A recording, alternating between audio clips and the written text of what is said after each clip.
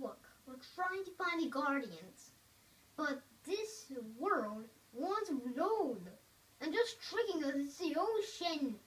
Why you do this? Why are you doing this Minecraft? Why? Bine, acum eu trebuie să scot căștile. Cred că dacă scoateți căștile o să auziți amândoi. Ia să vedem. Așa.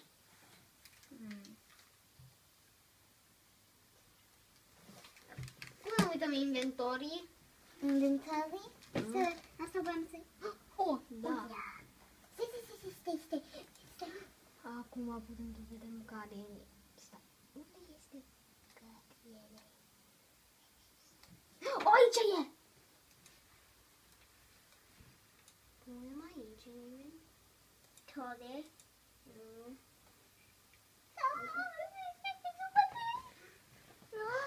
Da. Blocks. Îmi dai un pic? Vreau să văd ce este nou aici, ok?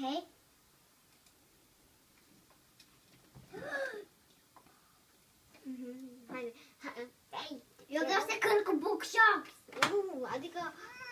Adică Bookshop. Adică vrei să zici chiar.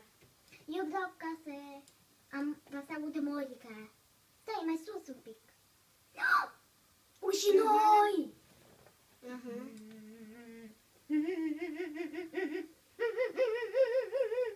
Dai. Și uite, bannerii!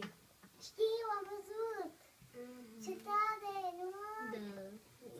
Asta este totul astea au alte Dăm cai, ca să pun armă și să fiu a mei.